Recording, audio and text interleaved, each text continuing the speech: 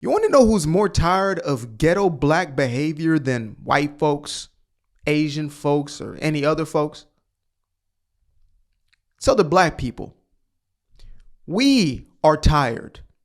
Nobody is more frustrated. Nobody feels a sort of disdain as well as a absolute fatigue in the same way that we do. Because unfortunately, we've not only had to be in vicinity to these individuals, being family members, those people we came up around, etc., but also we have been pressured into enabling and justifying this behavior for too long simply because these people look like us. And so now we've gotten to a place where folks are tired. So I'm going to let this brother go ahead and explain what black fatigue is. This is not a new phenomenon. I recently did a video of some folks talking about this back in like the 1950s, I believe, that there's a great divide that was already taking place back then to say we don't want to integrate with that mentality. We want to uplift ourselves, to be in better standing with ourselves and therefore our community, as opposed to continuing to give ourselves to this degenerate culture. So that being said, I'm going to let this brother go ahead. Talk is talk. We are watching this both in real time. So I'm going to go ahead and see some things I might agree with, others I may not. Maybe I don't agree with any of it, but I'm going to let it be known. So let's get into it. Make sure to get yourself a little H2 to the Izzo. I got a little T on the side. And let's go. Black fatigue. This video might make you uncomfortable, but it needs to be made.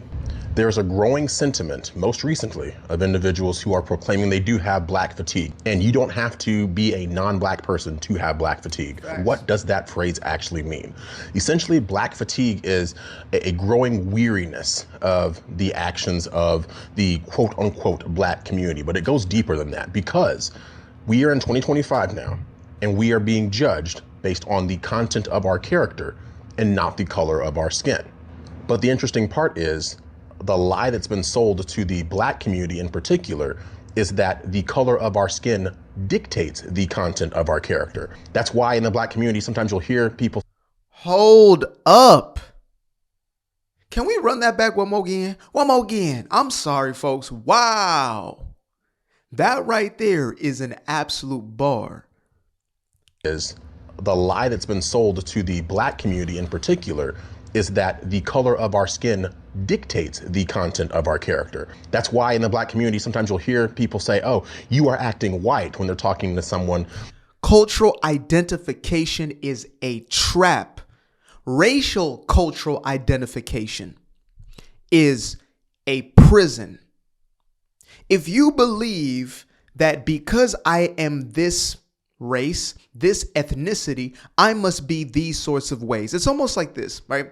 Just figure me for a while. So you have, let's say, different characters that you can choose from. Let's put this in like a video game context. So you have, let's say, 5 different characters or 5 different groupings. And if you subscribe to that group, you take on those attributes. So let's say one has like greater speed, it has greater stamina, greater agility, but it has less strength, etc. So you choose that group and you take on those attributes, right? You choose another group, different sort of attributes. Your strength, weaknesses are different.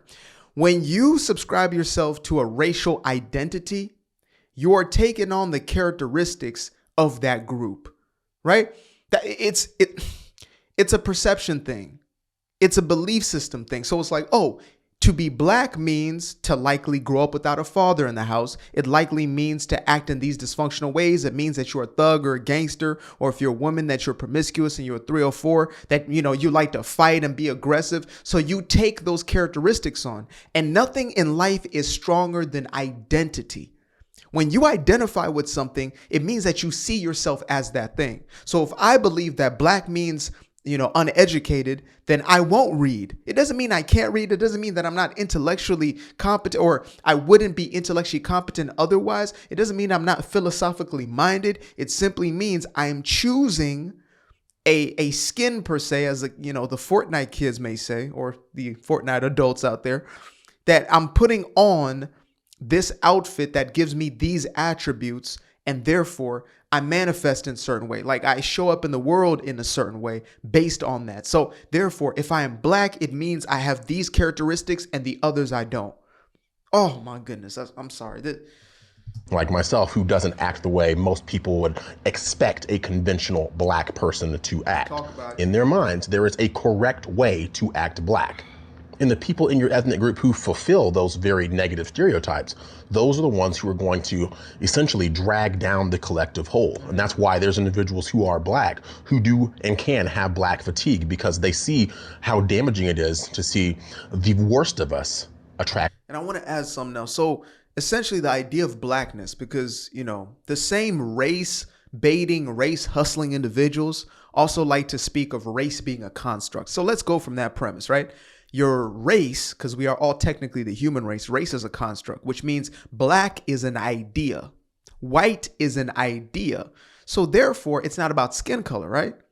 If it's not about skin color, which is what, again, they're saying, the critical race theory, they have these ideas, racial constructs. It's not based in a reality. So then me being in this black or this brown, whatever it is, skin tone, then doesn't make me a part of that construct, right? Therefore, like he's saying, black community, what is the black community then? What does it mean to be black? So if I'm no longer black, I'm simply melanated, but they say that, to be prosperous, to have a family intact, to have peace in your neighborhoods and in your home is to be white. If that is the construct, then I guess I'm a part of that construct, right? I guess I'm a part of that construct. Therefore, like he's saying, black fatigue. How can you be black fatigue, but you black? No, but you guys said I'm not black. Remember? I don't fit the construct. Therefore, I'm not black. I hope y'all are catching this. The catch-22 they catch themselves in. You understand me? That's a triple entendre for you. But you catch yourself in a situation where I'm no longer black. So therefore, technically, I can have black fatigue. Oh man, this brother right here is putting things in a new scope or a new lens for me. And I absolutely love that. All this negative attention that then unfortunately gets ascribed to the entire race all too often. But what's unfortunate is here in 2025, now we have to contend with the fact that there's people who are so sick and tired of seeing those negative aspects, those negative individuals in the black community attracting all this attention. That's what is spurring this black fatigue. I think it's something that needs to be talked about. And until we turn inward and address the issues in our own communities, I fear that this is only going to continue and get worse. And that's exactly what the powers that be want. They want to have us against each other instead of us against those who are really pulling the strings in the background. Divide and conquer. And I take that one level deeper because we oftentimes have this conversation of us against the system or whatever. It's us against the system that is our belief system. That's what must be truly challenged, right? The powers that be, the revolt must be against the ideas of I am not worthy, I'm not enough. Those are the dangerous ideas, the ideas that create insecurity, the unresolved traumas that we oftentimes act from that lead us down roads that we don't actually want. For example, financially, if you believe that, the white man is in control of your financial destiny, you're cooked. If you believe that the government or the shadow government or the systems that be are in charge, the little hat people, whoever, if you believe they're in charge of your finances, you're cooked. But if you start to realize that your financial destiny is in your hands, which is a hard thing for most people to comprehend because it's far easier to simply be a victim of circumstance. But when you start to accept, you know what? I am responsible for this. I am responsible for that. My life is in my hands. When you start to think in that way, everything starts to change. When you start to take your destiny in your own hands. So it's eradicating this victim mentality because that's what's at the core and it's what's allowing it to perpetuate. It is at the core of the Marxist ideology, of the new age neo-Marxist ideology of oppressed oppressor, right? That's what the left is. And I'm seeing this on the right as well. And, everywhere else, they're talking about the quote unquote woke right. That's oftentimes being used nowadays. But, not to kind of trivialize this, but there is this mentality of the oppressed and the oppressor. If you believe you are simply the oppressed, then you're going to find yourself in a perpetual stuckness. You always find yourself in a place where you can't move. You can't dictate your own future, your own destiny, your own present, your own now. When I stopped blaming everybody else, I started doing the work necessary on me and therefore doing the work that is necessary to create what I want to be. You understand me? So I can't sit here and complain about the system when I'm not even putting the work forward, when I'm not even doing the things necessary.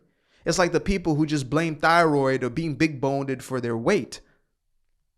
Maybe it's time to look in the actual mirror and say, what am I doing to contribute? Okay, maybe I'm not sleeping like I should be. Maybe I'm not prioritizing, the dopamine cleanses. And instead, I'm giving myself over to things that are creating higher stress levels, if you want to blame, stress and things of that nature. What can I do to take care of my quote unquote thyroid? But in more cases than not, it's going to be food and movement. What foods are you and are you not eating? And how much are you or are you not moving? Simple. It's truly that simple. Now, is it going to be that easy? Likely not, because you are going in opposition to those beliefs that you hold. That's why it is a battle of beliefs. So, yeah, this brother said it, articulated beautifully, but folks are tired.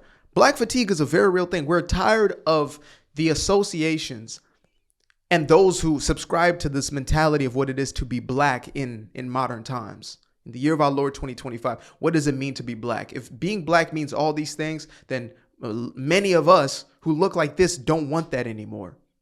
And I believe we should go beyond black, white, whatever, but instead be at a place where we say, I am human.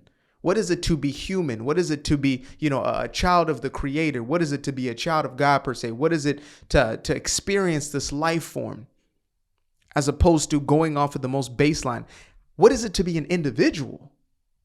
Who am I outside of the group, the tribe, the clan per se?